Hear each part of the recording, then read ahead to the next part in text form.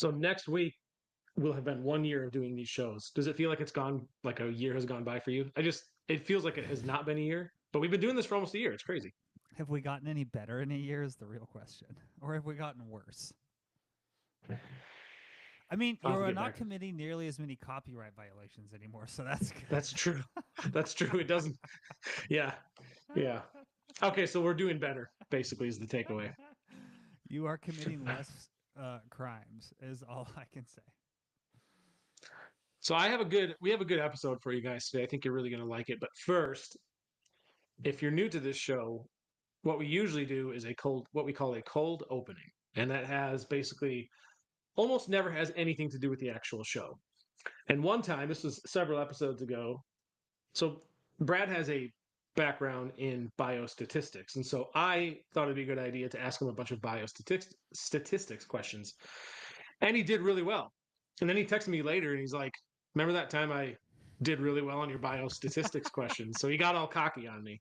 So now I have Oh a new set of God. biostatistics questions and we're going to see how you do. These are slightly harder, supposedly. What if I just Eh, plead the fifth? Well, what if, I mean, so I'll just assume if you plead the fifth, it means that you concede that you don't know the answer, and I've stumped you. Uh, So here we go. oh God.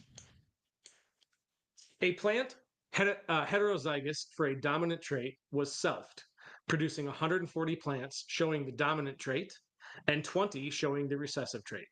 A researcher hypothesized two unlinked genes with identical functions control the trait. What is the chi-square value rounded to the second decimal obtained? The chi-square? Is that how you say it? Okay, chi-square. Yeah, Oh my and God. I have multiple choice answers if you want to hear them. Sure. It's either 22.86, 13.33, 10.67, or 5.71. The thing is, this is like one I'd have to write out, and I'd have to remember the Okay. formula for like measuring the chi-square statistic. Okay. But But basically, you would know how yeah. to do it.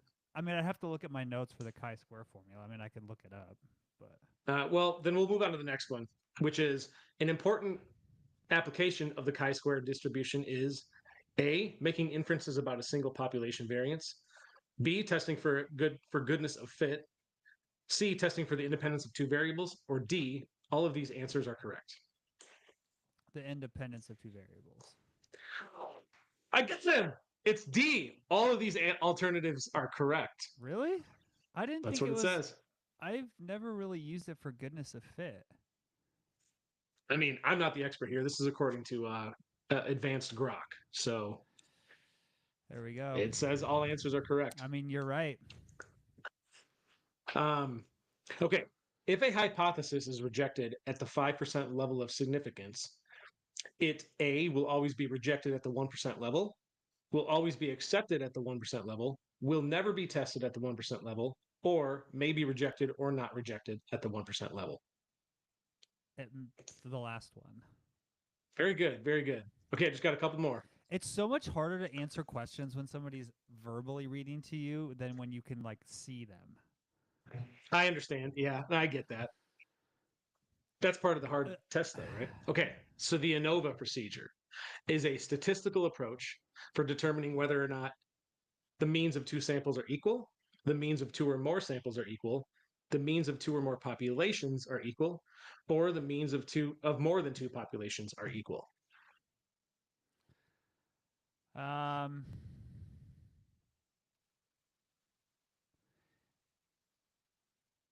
that see, that's not how I would think about an analysis of variance. So I don't know. So my options are samples. The means of two samples are equal. Yeah, it says the means of two or more populations are equal is the correct answer. But I don't know. But I don't know what the difference of. I mean, Yeah. samples and populations are obviously two different I things. I mean, don't understand. yeah. So let's say like the entire human species is the population. A random Okay, sample would sure. be if we took a billion of the people. Gotcha. Right. Yeah. Okay. Right. Okay. Gotcha.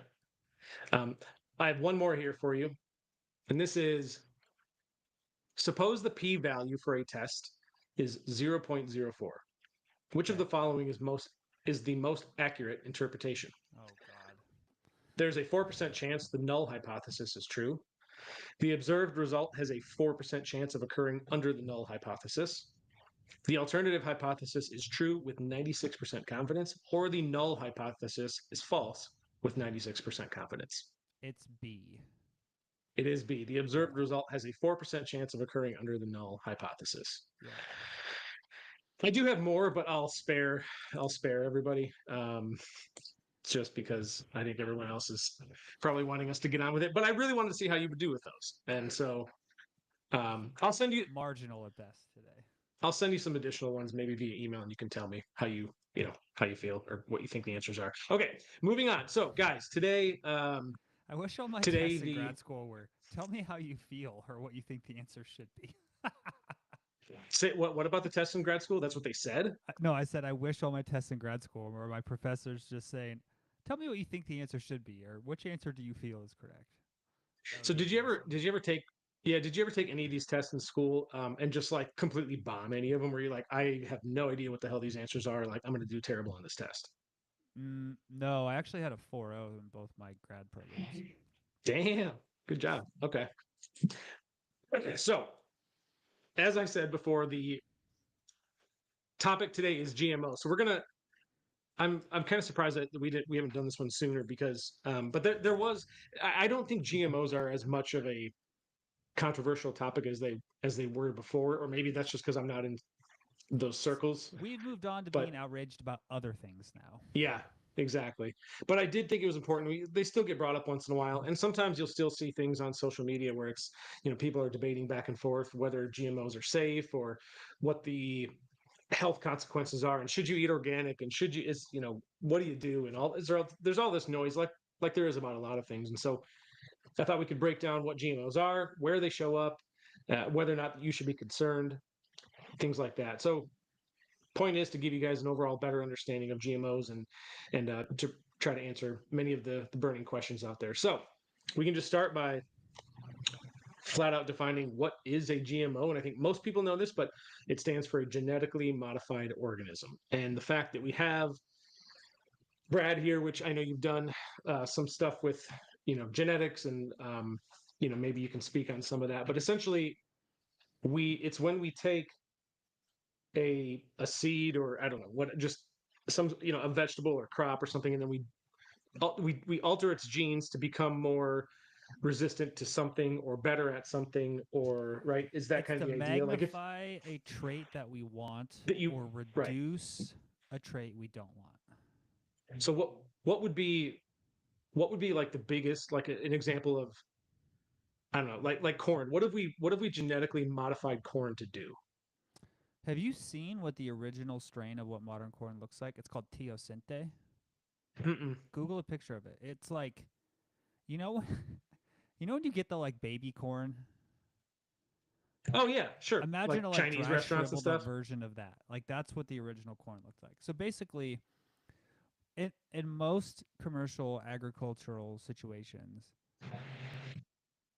crops over time through selective breeding and or like genetic engineering, we can talk about that in a bit, are the result of us magnifying genes that increase the output of the plant, so they make them produce more energy, more macronutrients, more micronutrients. We make them more efficient in terms of they can convert soil, water, and sunlight more efficiently, so they use less resources, and they're more resistant to bugs, drought, etc. Yeah, so I'm trying to share my screen. It won't let me. Maybe you can try. My share screen button isn't working. But I looked up this picture of it, and sure enough, like it shows A, B, C, and D, and like the A is like it looks like a shriveled up prune or something. It's crazy compared to what it is now. It's really wild. Yeah, I just looked up teosinte corn, and it shows a picture of the domestication of maize. Yeah, that's the picture exactly. yeah. That's wild. So I mean, but Like, is that but that actually? is that's also true if you look at like all fruits, all vegetables, all animals. I mean, it's I don't know how quickly we want to get into this, but with very rare exceptions, genetic drift is the default, right? Sure. Like, even if you just let the environment do what it's going to do, the genetics of a population are going to change over time, right? With the exception of like sharks, which is still crazy that sharks really haven't changed much in 600 million years. That's because they have no like selective pressure. But like pretty much all plants, all animals experience selection pressure, so they have genetic drift over time. Humans will accelerate that through either selective breeding or directly modifying genetics. And so So I is this think, what we mean by, oh, go ahead. well, is this what we mean by traditional breeding versus genetic engineering? Like traditional breeding would basically allow for these natural mutations and evolution to occur, but genetic engineering is like avoiding that. I don't really like using the term natural, right? Like, have you ever seen the x ray of a French bulldog or a pug? No, I don't think so. Like, they have no airway through their nose. Like, they just can't breathe, right? Huh. But that's the result of those. They used to be wolves, right? And we have selectively bred specific traits out of these animals for millennia. And now we have a pug, right? So it kind of goes back to the idea of like natural is not always good and unnatural is not always bad, Right. right? So Right. that's kind of the naturalistic fallacy.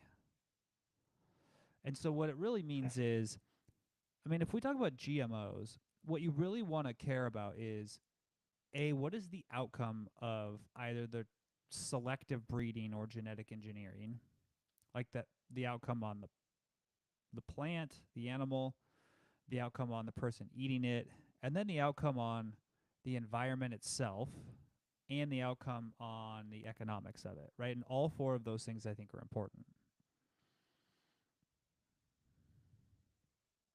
Sorry, my mic was off. So what do we mean then by if we talk about what's traditional breeding versus genetic engineering?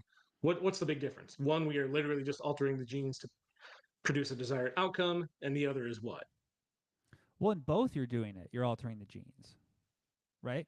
One, So you're taking longer and you're using random chance, okay, versus right, okay, right? So, like, let's say you have two corn plants, and that corn plant has produces a bunch of seeds, and has one seed that's like much juicier, richer, whatever, and then you try to breed that with another one to try to replicate that, right? right. Now, what if you could just isolate the exact gene and then just do that more efficiently? Like that's effectively what modern genetics do, right? Is they accelerate selective breeding. Now, there's another layer to that, and there is something called transgenic manipulation, where you can take the genes from other plants, animals, bacteria, fungi, whatever, and you can inject them in a new species. And then that gives them properties they would not have been able to come up with otherwise, right? Probably the most famous example of this is there is a protein that jellyfish make called green fluorescent protein. And you can isolate that gene and you can engineer that into pretty much anything. And you can make like anything glow green. Wow, that's crazy. So you can look So up that's my like, glow sticks, my kids' glow sticks. You got a jellyfish.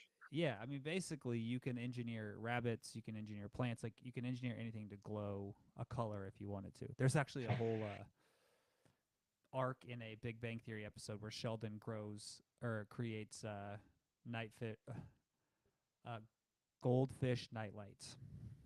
So he makes like glowing goldfish. It's pretty funny. But That's awesome. so the reality is like everything is genetically modified, right? Every food you eat has been genetically modified from its original form, either through selective breeding or direct genetic manipulation. Okay, and so we've got different types of engineering and gene editing. And so one of the things I wanted to ask about and discuss was so taking the term GMO, it's basically what you're saying is so that refers to any organism, whether it's a plant or animal or whatever, whose DNA has been altered, presumably in a lab through genetic engineering, right? So, like, that's why I brought up corn, Because corn has been obviously modified to resist, pests and herbicides and all that. Then you've got genetic engineering, so GE, and this would be the process to create the GMOs, right? So, and what you kind of just hinted at, I think, is so that's where that's like manipulation of the organism's DNA by basically taking genes from another species and or modifying existing ones, and then putting that into something else. Is that right? So then, Yeah. so then you've got so like it. So all GMOs are genetically engineered, but by that logic, not all genetic engineering would result in maybe like in being considered a GMO, depending on, well, I guess it depends probably on the country or the regulation. Like here in the US, I'm sure it would. But then you've got, I think they pronounce it CRISPR, right? So gene editing, CRISPR. And that is like the most, my understanding anyway, is that's like the most precise way of genetically engineering something. So like they basically, instead of putting like a foreign DNA, if you actually edit the genes, like you basically like turn on or turn off genes within the same organism. That's the difference, right? So they can just turn something on or off to get the desired result. So like if you wanted to make a vegetable, I don't know, like an avocado that doesn't brown as quickly, let's say, you could do that through CRISPR, right? Yeah. So which one do we see more? Do we see, I mean, is it Yeah, I mean, basically, I'm not this is not a world I live in, so I don't read a lot of the research, so I don't know exactly how much like what dominates this field. But I do know that like modifying the genome of plants and seeds is quickly becoming the leading the method go-to? of agriculture, right? Right. And I think this is where it's really important to have the conversations of one, like the technology to edit genomes is not inherently bad. And it doesn't Yeah. necessarily mean that it's going to cause health issues, right? Like you can engineer a plant to solve issues. For example, they have engineered in the gene to produce vitamin A in rice in Africa, so you can reduce vitamin A deficiencies and prevent blindness amongst developing countries, right? Like that has been a very successful use case of these things. The other side of it is one of the what I think is valid criticisms and knocks on the genetic modification of foods is you can engineer in pesticide resistance in plants, and then you can make it so that like farmers can only buy those seeds, right? Like for example, let's say you were to have a huge 100,000 acre farm and you're growing soy. Well, you could buy soy seeds that have a specific pesticide resistance, and then you just spray the entire farm with that pesticide because it Right. sterilizes the soil to anything but that plant, right? Right. Yeah. And then what happens is like, okay, now you've locked this farmer into this is the only thing that they can do, right? And then For sure. the the chemical company's like, well, you now have to pay X amount for this Right. fertilizer and X amount for this pesticide, and then And I think that's their big gripe, are right? there environmental impacts, etc. So those are all like the valid concerns. What I think is doesn't make sense is when people are like, oh, I'm going to have a non-GMO apple because the non-GMO apple is technically healthier for me. It's like, well, maybe not. Well, and also those they use pesticides on those too, right? Just because it's organic doesn't mean there weren't like pesticides used. Yeah, that's why you should Well, wash like your if you're trying to foods. like avoid those things for pesticides, you might not actually be avoiding pesticides. Yeah.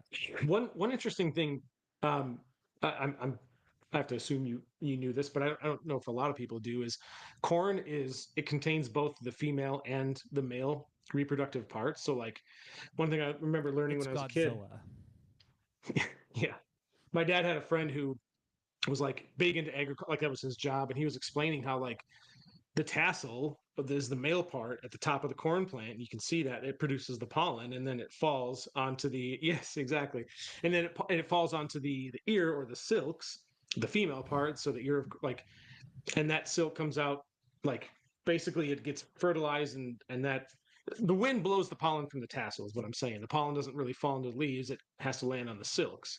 And if the pollen doesn't reach the silk, the spot on the ear won't the spot on the ear won't grow a kernel. That's why some like ears have like missing kernels. So I just thought that was interesting that basically corn is a self like productive plant, whatever term that I know there's a term for it. I don't remember what it was, but anyways, um, yeah. So and that's a whole other topic, but the pesticide thing, like we can get into that if we want to, but that's a whole other thing that I think is one of the reasons some people are afraid of that and they go eat organic, but you might not actually be avoiding pesticides regardless. So couple big sources of GMOs that I wanted to mention: corn, soy, canola, and cotton. I think are like the big ones. So like if you see any cornfield, those are That's GMO corn. If you see a soybean field, that's likely GMO soy. Um, why? Let's like what what's the biggest reason GMOs are so prevalent in the food system? Because to me, and this is maybe an oversimplification, but like we have what 8 billion people in the world. Like without A GMOs, squillion. I mean you have a big issue of how do you supply enough food to people. So I think that's really kind of the main reason, right? It comes down to the economics of feeding Right. large amounts of people There it is. Yeah, and the economics exactly. of what it takes a single farmer to produce food that can also navigate the global food supply chain Demand. Right. effectively requires GMOs. Now, if we all had these like micro communities with local farmers, it would be a much different story. But the reality is, the way the world works now is there's like 1 to 2 farmers who produce all of the wheat in the western side of the United States. Yeah. And like that then has to be manufactured, or it has to be like grown and produced at scale, stored, transported. So like you have to have a lot of these traits built into these plants so they can withstand that. And you also need to be able to be like, okay, how can I guarantee that I'm going to have roughly the same amount of crop every year? Like imagine if you're trying to feed 300 million people in the United States and you have such variance in your crops because of weather that one year you produce 50% of what you produced the year before. Like that's just not going to work. Yeah. And so it really is a population and I mean you basically nailed it when you talked about the economics of it. I don't see how it would be feasible otherwise. It wouldn't be feasible the way we currently feed people. Right. If we Right. rebuilt the food infrastructure, it'd be a different story. Do you think it's sustainable the way we currently do it? I don't know enough about it to really comment. Um, but I Yeah, it'd be think there interesting are to some look at that up. concerns about like farming practices and depleting soil of nutrients, etc. But there are some interesting things going on in this area. There's a company called Ohalo Genetics that's working on basically amplifying the efficacy of plants and to where they can like double the yield of plants using the same amount of like nutrients from the soil and Hmm. water. And it has to do with this really interesting thing. So like plants have a different genetic regulatory system than humans do. So in humans, we get like when we're conceived, we get 1/2 of our parents' genetics from each half, right? We don't get double. Hmm. Plants can get double. Wow. I didn't know that. Like you can So double the what does that genome mean of a for that? plant. So, for example, let's say, because one of the examples I saw in their one of their papers, I think was potatoes. So like let's say potatoes have a gene for growth, right? Let's say the potatoes have a gene for, I'm just gonna make this super simple, small growth and large growth. So some potatoes grow really small and some potatoes grow really large. Well, it turns out that you can not only give the the child of the potato the gene for large growth, if both parents have large growth and you use specific bioengineering, you can give it double growth. So it will grow twice as much. Not just a lot, but twice as much. So you can actually amplify the efficacy of the potato. Wow. Yeah, Yeah. didn't know that. It's all way Huh. over my head. I have no idea how they do it. It's like turning off some regulatory pathway. I don't know. It's above my pay grade. I mean, I don't pretend to understand genetics, but I do find it interesting whenever it's like whenever I see shows about it or like documentaries on it or just learn about it. It's like it's really interesting stuff, and I have to assume it's highly complex. Like it's a very complex field, but it is very interesting. And I do wonder.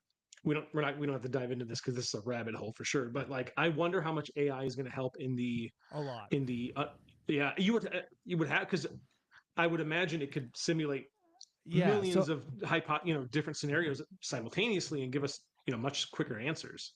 I think it also will unlock things we can't even see. So, for example, there was an AI that was basically it was fed the DNA code of humans, like a bunch of them, without any context. So not like this sequence is this gene and it does this, but like so no context, Just the just wow. genomes. Okay. And it Hmm. identified a set of genetic, like a code set in one of the genomes that was like, hey, this person probably has a mutation in this gene that will cause cancer because it seems to Oh be my related god. to DNA repair. And it was the BRCA2 gene, the breast cancer gene. Wow. It just like identified it from just raw data, no context, no training, just like, yeah. So it'll be interesting to So see when we give it the rice genome.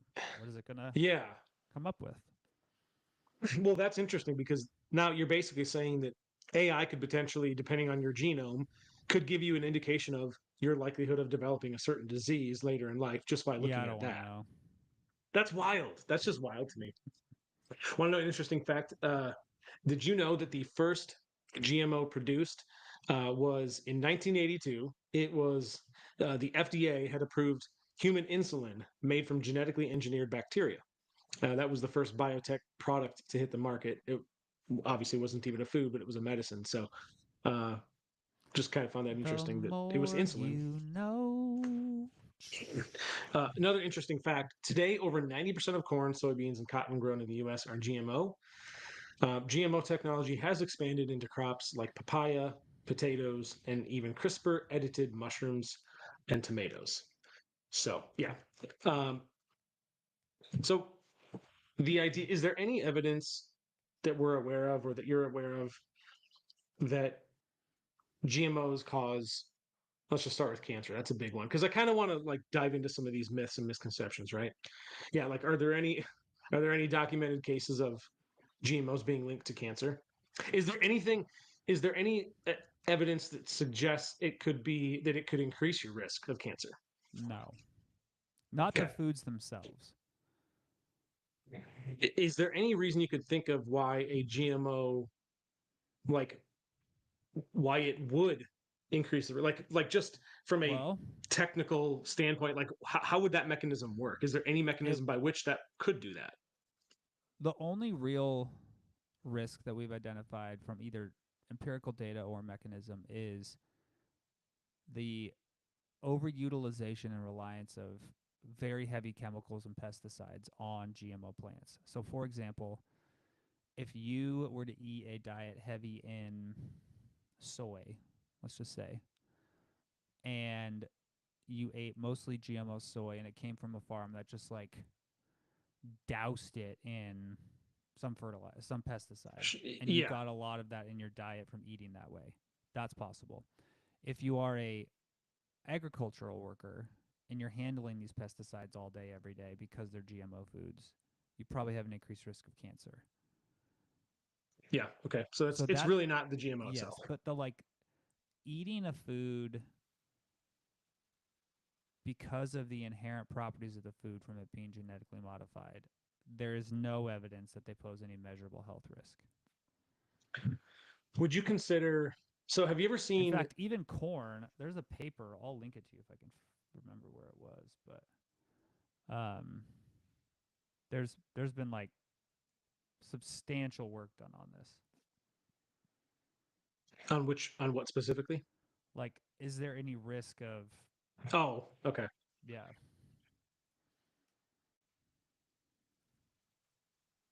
I'll find it. Yeah. You keep going. What I was going to say is, have you ever seen a picture or like illustration or video? Because there have been like examples of this where the size of the chicken that you would buy at the store like 20 or 30 years ago compared to the size of the chicken breasts you get now. Yeah. Huge difference, right? And it's because I mean, it has to do with it's the same like concept as the crops. There's so much demand for chicken that you basically can't grow enough chickens traditionally, and you have to pump these chickens so full of, I assume it's growth hormone or something that makes them grow what would normally take them, I'm just throwing out numbers, I don't know if this is accurate, but what would normally take them a month, 2 months, 3 months to get a certain size now happens in like within weeks, so that Yeah. they can grow the chickens faster and grow more of them. And it ends up like next time you guys go to the store and look at a pack of chicken breasts, the chicken breasts are huge. Like they're Huge. huge. And so I just, but it's kind of the same concept, right? We have to produce this, this these animals that are distributed for mass consumption, and the same thing, it's the same thing as crops, and we can't seem to do it without, you have to give them hormones so they produce more meat and grow faster, and it's all about the economics of it, right? So would you consider that, I mean, technically, is that a GMO chicken? I mean, you're Oh, not, I guess you're not definitely. modifying the, yeah, but you're not modifying the genes, or are I mean, you, by some of them. injecting it? Oh yeah, some of them have been. Yeah, for sure. But I mean, I think it's the the animal situation is interesting, right? Because there's this balance of humans have to get their food somewhere, right? We're omnivores. So ideal human health is based off of a combination of animal and plant foods. Like I think that's a pretty safe argument to make. Hmm. Which means we have to consume animals. Now the question is, as sentient beings, we probably want to make sure that the suffering of those animals is as low as possible and their quality of life is as good as possible. For So, sure. how do we balance the need to feed people with the overall quality of life of the animal? And does the selective breeding and genetic manipulation of those animals, does it lead them to have a lower quality of life? I don't know enough to know the answer to that question. Or is the like modern agricultural practices of just stuffing all these animals in these crappy little cages for 30 days while they grow and then get slaughtered? Maybe that's the bigger issue than the like we're growing them bigger. So I mean, I'm definitely open to the concept that the way we currently do animal husbandry is really for the sole benefit of humans. It doesn't really do a lot to take into the account the health of animals. That's like massive, um, mass produced proteins, right? This is not, I'm not talking about like farmers who raise their own cows and chickens and stuff. That's totally different. But on the other side is like, what is our other option? Exactly, that's Right. my So thought it's a too, little that's bit of a right. catch 22, and I think we can and definitely need to do better. But on the other side, like the concept of everybody going vegetarian also doesn't really quite square because you also kill a lot of animals in creating farmland and tilling the soil, all the bugs, all the rodents, all the voles, all the Yeah. mice, all the Right. snakes, all the deforestation that has to occur for more farm. So it's like the net is for us to give ourselves energy, like other things are going to have to die. Like that's just like that. Where does all the energy come from? Well, it comes from the Right, sun, for sure. and then it goes up through the food chain. So, and Yeah. what I think it makes sense is obviously we have an over nutrition, overabundance of energy problem in the modern world, or maybe it's more of we have a lack of physical activity problem, whatever.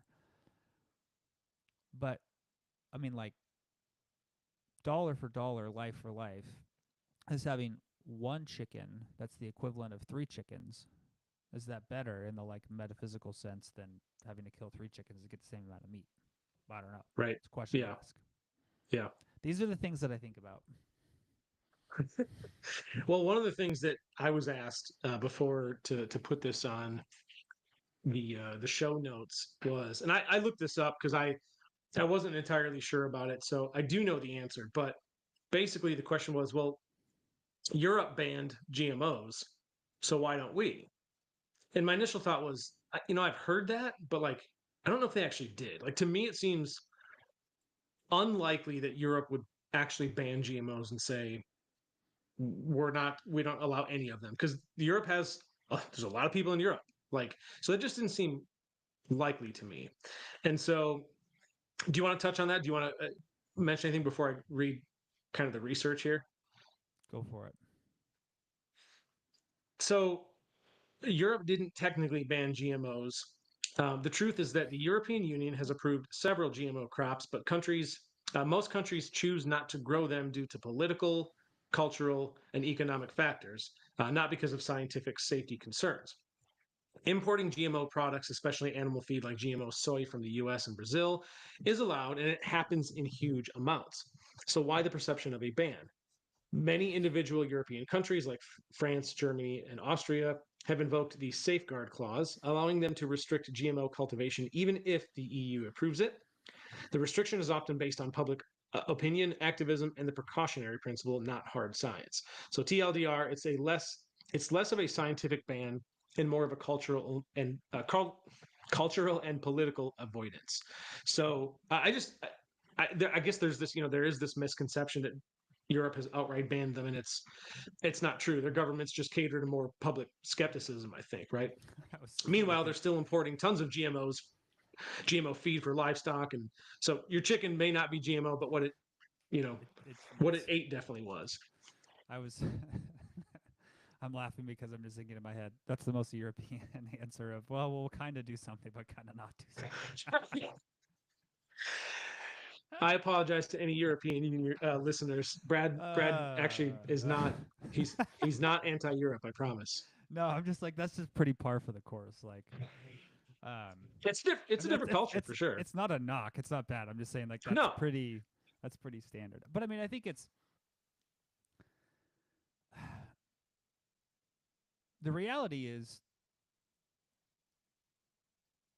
you have to make decisions, and the decisions can be good or bad, and you won't know the outcome for years. yeah, there's a lot of that. That's for sure. Right. I also think though avoiding making a decision doesn't really help either. You got to make something, right? Yeah. You have to do something.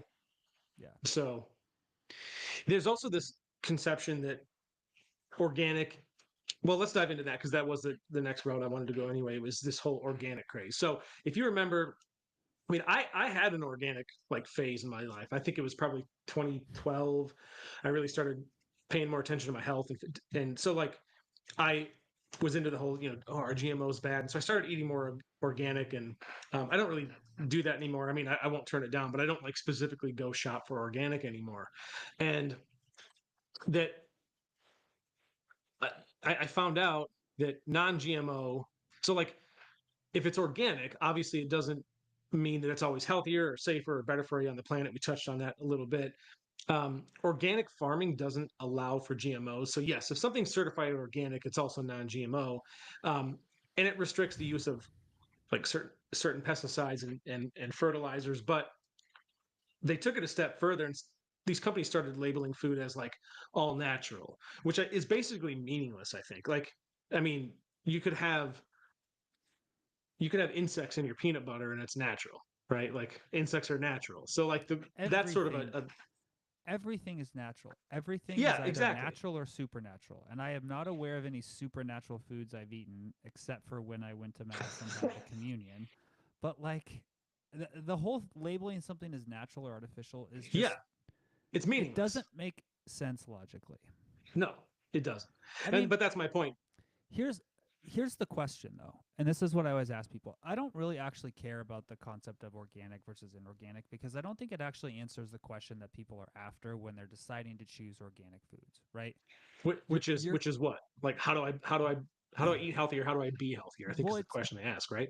you're generally going to make a decision based on three different like measurable pieces of data. One, is this food more nutrient dense, right? So is organic versus conventional more nutrient dense? Um, It's not. does it have fewer pesticides or chemicals or things on it? And is it better for the environment? And so the reality is you have to take each food on a case by case basis, right? So Yeah. like there's some foods in some locations that organic does have more nutrients, has fewer pesticides, and is better for the environment. There's other foods that the traditional, the traditionally raised slash mainstream agriculture is better in all three categories. So the labels I don't think are helpful. I think it's like Yeah.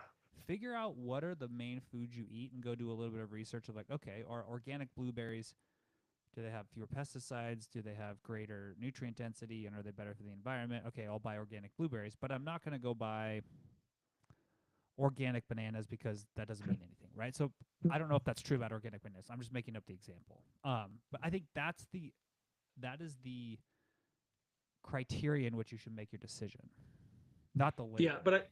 and I think there's also a lot of foods that when you talk about nutrient density are identical that, Or versus, worse, some organic or foods are potentially less worse. nutrient dense.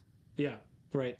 And again, organic crops can still be sprayed. They just have a different set of chemicals. Like So there's here's a wild thing that I learned.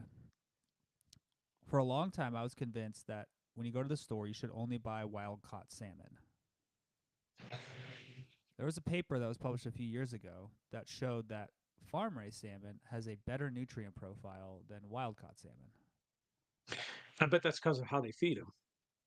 Yeah, I'd have to go like double check the paper, but I was like, oh, that's interesting. So now I'm less like concerned when I go buy it. I'm more concerned of is it fresh or frozen because that Yeah. affects like how it tastes. So And I don't that's the other, like, I've never noticed a difference in how they taste, whether it's also, farm raised or how fortunate ocean. are we that we get to decide whether we eat something that's organic or non-organic? Like, what a fortunate That position to be in.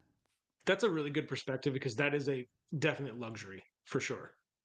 Like Yeah. when you really put it into For perspective like most that, of yeah, human it's a history, if somebody gave us the most GMO pesticide laden food as we're starving, they'd be like, I'll take it. yeah. Oh, 100%. Yeah. Yeah, and I also want to mention that I do think the whole GMO thing and organic thing, it got to a point where companies just started hijacking that label as a marketing gig. But right, like, because a lot of brands started using the non-GMO, or like, I mean, I see Well, organic there's gummy bears. Like, who cares if, like, but so these companies are obviously using these labels to have sort you of, ever seen you know, the reviews for the oh God. sugar-free gummy bears? Yes, I have. Yes. Oh yeah, they're hysterical. Yeah. But just the There fact that are the like UPC scan codes. Start with a different number for GMO versus non-GMO. I can't yeah, remember what it I is. did know Like one that. has like a 4 or a 0 or I can't remember, but yeah. But I just feel like there was a lot of companies that eventually started making things just to jump on the organic train because they're like, oh, it's a new segment of people that we can capture and buy our products. And they kind of used it to just signal their superiority or justify a higher price, right? So I think eventually, like a lot of things, it just got hijacked with, by people with maybe not necessarily the right intentions. And so, yeah, I think that a lot of it's more about perception than proven health benefits, right? So, Which is like everything. 100%. Yeah, I mean, you can extrapolate that to anything. Um, let's dive into a couple as we kind of round out the show here. Boom, boom, boom. We've discussed that GMOs aren't, they're not to be feared. It's not these evil things. And, there's benefits of the GMOs. So the the way we, and I think we benefit from GMOs in ways people wouldn't realize. Like, what are some things you think we take for granted that we we don't even think about, that if we didn't have GMOs, we wouldn't we wouldn't have certain luxuries in our life. I mean, obviously food is one of them, but like one thing I think about is, okay, like, I mean, my shirt, it's made of cotton. Cotton is a GMO crop. So like, how many other things are out there that we take for granted that we wouldn't have if we didn't have GMOs, right? So like, it's things like that, increased crop yields, especially in harsh climates, like, or drought. That's another one, drought resistance. Like, and we can engineer crops, like if there's a drought, to like grow in a drought or grow better in a drought. Like if a cataclysmic event happened, there would be certain circumstances under which we could engineer something to continue to grow and keep the human race alive. I think before I dive into this, I think it's important to like just plant the flag of the point I'd like to make is I don't think it's that they are good or bad.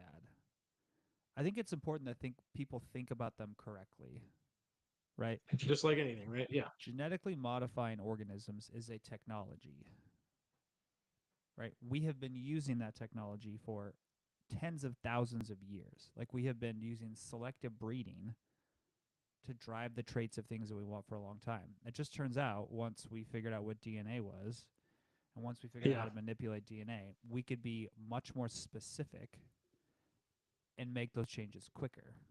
Now, the second order consequence of that sometimes is good and sometimes is bad. And so I think it's more of think about it that way.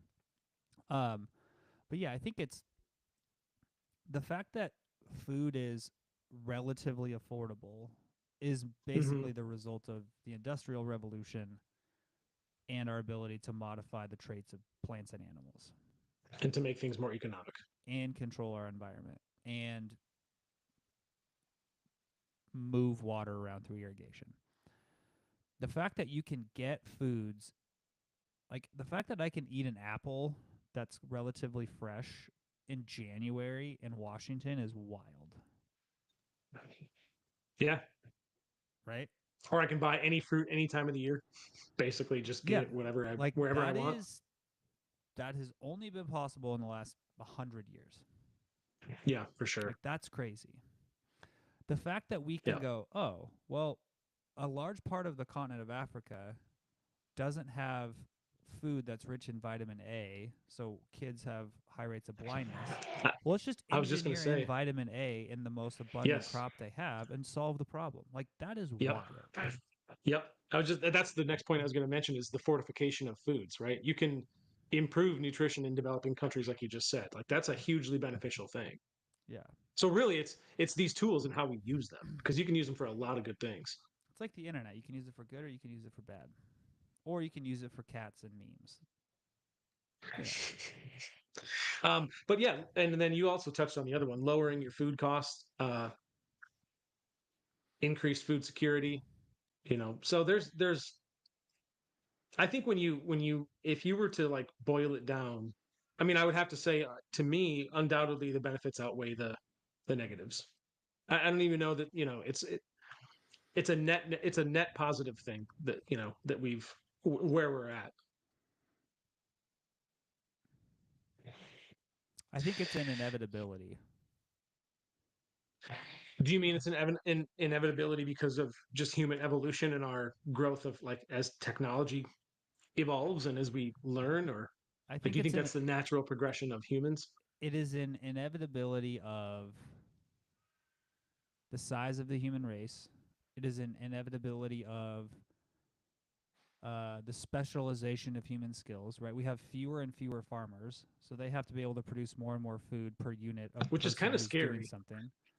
Um, it's inevitable because of capitalistic markets.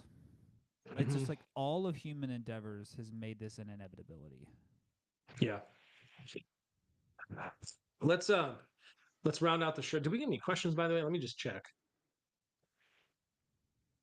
A We've not question gotten any face. questions, but hey, if anyone has questions, fire away. What I Speaking of wanted to GMOs, my big project for next year, building a giant garden in my backyard. I think you told me about that because I had expressed concern that Winston was going to destroy it. I'm gonna put a big like deer fence up, Oh, okay. Well, there you go. Yeah. and mostly because it's gonna sound crazy. Like growing my own food is not a skill I learned as a child. I would like my kid to know how to grow his own food in case something happens. That's smart. Not be dependent on anyone else. Well, just like the basic skills of like, here's how you grow a plant and take care of it and care after it and then eat it. This is unrelated, but sort of related. Have you ever seen the show Alone? No, never heard of it. Okay, well, that's sarcasm because I know your body language and your tone, but Dude, I love that it's show. it's so crazy. Like that is How that was the like default that's of how we extreme. used to live. No, that's the I know. default. I The fact know. that That's what's wild the about it. fact that people with all of our current knowledge and technology like one struggle person to. can make it 45 days, and it's like, oh, Yeah, but all of human civilization lived like this, and now it's like we can barely make it a month. Like some people are well, like 2 days, and they're like, I'm out. that's what I I mean, mean I would be the exactly. same, but like that's crazy. I know it That's is. wild. That's why I'm thinking that like that's why to me that show is so crazy because it really highlights like this is how it used to be and like these people are wanting to tap out and it's like extreme. I mean, they have to It's not like just that this is how it used to be. That is the default for all of human civilization until 200 years ago. yeah, it's just it's crazy. Like, think about that. 99.9% of human civilization was that. And now here we are. Yeah. You are sitting in your office with your wireless headphones and your cotton I shirt mean, talking to somebody I on the look internet. I look at it now compared to, I look at how life is now compared to the understanding of how it used to be and I just feel like, man, living a couple hundred years ago like Would I have feel been like that would awful. suck. Yeah, it would suck. It I would be just think terrible. about like the fact that I get to take a shower every day. It's everything that you take for granted. They had nothing. They had none of that. So I'm with you. I think it would suck. Like there's so much that would suck. Anyways, I want to round out the show with a couple things. Just to kind of recap, what does like terms like non-GMO, organic, natural, what those mean is the main takeaway I think is you need to. Brad said it earlier, It's which hand is wavy. understand like the criteria by which you're judging your choices. So if the main takeaway is it's probably not. I mean, if you want, I'm not going to tell anybody like how what they absolutely should or shouldn't do, but it's something to consider. That should I base my food buying decisions on strictly whether or not something is GMO or non-GMO? There are probably better criteria by which to judge that type of choice, right? Organic means no GMOs. It means it doesn't mean that the food is more nutritious. It doesn't mean that the food is pesticide free. It doesn't necessarily mean that it tastes better. So there are other criteria by which you should probably base your decision on whether to buy GMO versus non-GMO. And then the other point that I want to put on sort of cap off is that the natural word pretty much means nothing. The FDA, as far as I'm aware, has no strict definition for it. It just usually means no artificial flavors or colors. But it doesn't. It doesn't mean it's organic. Doesn't mean it's non-GMO. It doesn't mean it's unprocessed or pesticide free either. So the bottom line, natural is more of a marketing term. Non-GMO is about genetics. Organic is a regulated farming practice. None of them automatically mean healthier. So just as you guys are like making food decisions and shopping, I think if ultimately avoiding GMOs is important to you, because again, I'm not going to knock anybody who wants to avoid GMOs. It's totally your decision. So if that's important to you, I think obviously continue to look for the non-GMO project verified seal or whatever that says. Go with the USDA organic. Um, but here's why you might not need to. And again, I'm kind of recapping some of the things we talked about, but GMOs have been studied for years, probably decades. I asked Brad the question earlier of, is there any evidence that they're harmful to humans? There isn't. And one thing that we always talk about in this show is your overall diet quality matters way more than whether your oatmeal is organic or your crackers are non-GMO, right? So food labels don't change your metabolism, your habits do, right? So yeah, I would just to put a bow on that, I would just say you don't need to fear GMOs. If you still want to avoid them, go for it, but just don't let the label blind you to the real questions, which are: is this food helping me hit my goals, or is this just another overpriced snack with better marketing? Like that's kind of how I would think of it. So that's my cap on this whole thing. Would you add anything to that? Nope. Um, Michelle, you asked me to send you the article on farm raised versus wild caught salmon. I will track it down and I will send it to you. You will have to, I don't know which Michelle this is. You'll have to tag me in the Facebook group. Or email him at brad.dieter.phd@macrozinc.net. That's There's not no my email PhD in there. address. That is not my email address. I think that concludes it for the show, unless we have any any last minute questions. I don't know. I think we covered a good amount. Is there anything you think we haven't covered that you'd want to mention? No, what are we talking about next week? I can't tell you. Okay. It's gonna be a secret. I've It's gonna got a be a secret. biostatistics episode. I've been hiding under my skin. It's gonna be 60 minutes of biostatistics I better questions. read my stats books then. Here you go. I should just You can do. you can read this one. Hey, you can even know that I read it because look, there's bookmarks in it. It looks so boring. I bet that's boring as hell. Dude, I'll have to tell you about that. Well, our cold open next time will be my debrief of one of my favorite professors in grad school, who was the guy who taught that class. Okay. He was awesome. What was your I forget what was your university that you graduated from again? University of Idaho. Of Don't Idaho. sleep on the Vandals, Where baby. forgive my ignorance, but is that in Boise? No, it's Moscow. I didn't know that. Okay. Greatest place on earth to go to college because there's nothing to do there. I did literally nothing but school and work for 3 straight years. Like literally So nothing. what's the I went to population? but two. Me and my professor. That's it. Like, is it a small town? Yeah. Oh, Like really? Okay. 14,000 or something. No, that's not terribly small. The school the town I grew up in was 5,000. I consider 5,000 a small town. Yeah. I mean, 14,000 is not huge, but yeah. Yeah, Okay. maybe it's 20, something like that. So, Okay. all right. All right, guys. Toodles. Thank you. We're gonna jet. Let me play this little outro video, and we're gonna jet out of here. Goodbye.